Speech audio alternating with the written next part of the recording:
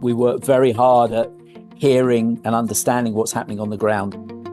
Welcome to See You Now Insights. I'm Rebecca McEnroy. Some solutions become clear only when you listen. That one simple truth shaped the International Council of Nurses Charter for Change, a blueprint for reform that lays out policy actions to secure the future for global health. In this insight, ICN CEO Howard Catton and ANA's Oriana Beaudet explore how the ICN Charter for Change translates frontline nursing wisdom into a global, actionable plan for strengthening the nursing profession. They reflect on why deep listening to nurses, associations, and communities is essential to shaping policy that actually works. And they spotlight nursing models around the world that are reducing costs, improving outcomes, and demonstrating exactly what's possible when countries invest in advanced nursing practice.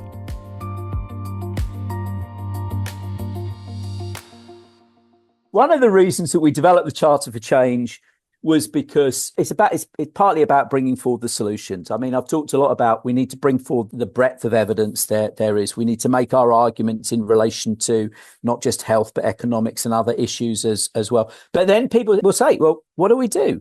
And the Charter for Change is just a very simple 10-point plan from decent work, investing in education, leadership positions, focus on public health and reorientating our health systems. Is a very simple 10-point plan. And actually, if I said to most nurses, give me a list of the 10 things that are important to do to support and to strengthen nursing, I bet there'd be a whole load of similarity with the stuff that's in our Charter for Change. Because again, this is not about trying to make things super complicated. It's based on what the ICN board, the president, the staff, what we hear. One of the most important things for me in my role and for ICN is listening. Once we're out of touch with what people on the front line and our associations are saying, we're lost. And it's a simple point, but we work very hard at hearing and understanding what's happening on the ground. And all of that translates through to, so here's a 10-point plan. And I think the Charter for Change, that 10-point plan, if people are saying, ministers, whoever are saying, what do we need to do? Plus the strategic directions, there's a lot of crossover between the two. We've got 10 points in our Charter for Change. The strategic plan has got those 4 areas of focus. There's more detail under them as well. But if people want the solutions, people want to know what the policy changes are, those are the places to go to. So don't give me an excuse that you haven't made a change because you don't know what to do, because we're telling you what to do as well. And it's interesting hearing you have that perspective at a global scale. My job is to listen to what the needs are of our national nursing associations, which is what nurses do, right? We are listening all of the time to our patients, to their families, to our communities. Nurses take in more and more information to make better and better decisions on behalf of the people that we care for. And you're doing that at global scale. And so I'm so curious, as you are listening, as we're having these conversations around why this is imperative for every country to invest in nursing, and simultaneously you're doing this deep listening at global scale, are you seeing innovative approaches globally that are really keying into this aspect of equitable recruitment, or how they're looking at nursing, or even thinking about this adherence to the WHO Global Code of Practice? What are you hearing, and where are you seeing it work in countries or nursing models? Would love to get your insight. Let me say a little bit more in terms of nursing practice and nursing models of care, because we have really worked to promote and advance and advocate for advanced nursing practice as part of the solutions piece.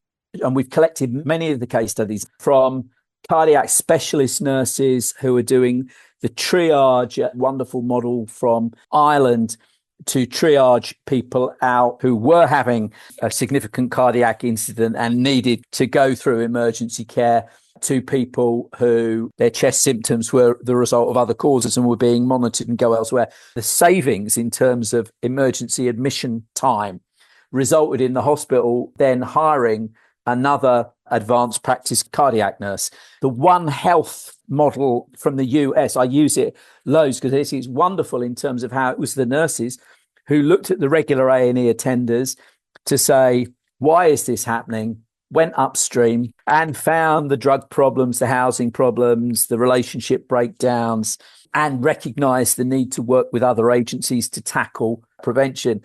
Nurses are so good at getting at the root cause. And then when you allow the system to work with them to address those root cause issues. Japan, fascinating in terms of the work that community-based public health nurses have been doing around early disease prevention, supporting some mental health conditions, vaccination rates, to the point that Japan are at the forefront of supporting universal health coverage. Cancer, the examples we've got of oncology advanced practice nurses working in low income countries who literally are going out and administering chemo on their motorbike into remote and rural places. We've tried to put those real life case studies in much of our advocacy work because, if I go and present the evidence and give a policy option, I'm still leaving a big gap from the decision maker about how do I know if this will really work? And if I can put in front of them, here is the nurse from this country working in this way. And here you can see the results that they are having. There are a lot of challenges in relation to working conditions, violence and mental health, but one of the lines in the State of the World's Nursing report is basically a warning to countries. It says the evidence on advanced practice, the efficacy, the effectiveness, the value of it is absolutely clear. Countries must be really careful not to miss the massive opportunity that advanced practice represents. Now, and then what you can do is say, I'll show you something that works. Now let's then do the work to how do we build that from the ground up here. Howard Catton is the CEO of the International Council of Nurses, and Oriana Beaudet is the VP of Innovation at the American Nurses Association Credentialing Center and Foundation. You can hear more of Ori's conversation with Howard in See You Now, episode 128, Investing in Nurses. Nursing is Humanity in Action. Download and subscribe wherever you get podcasts. For See You Now, I'm Rebecca McEnroy. Thanks for listening.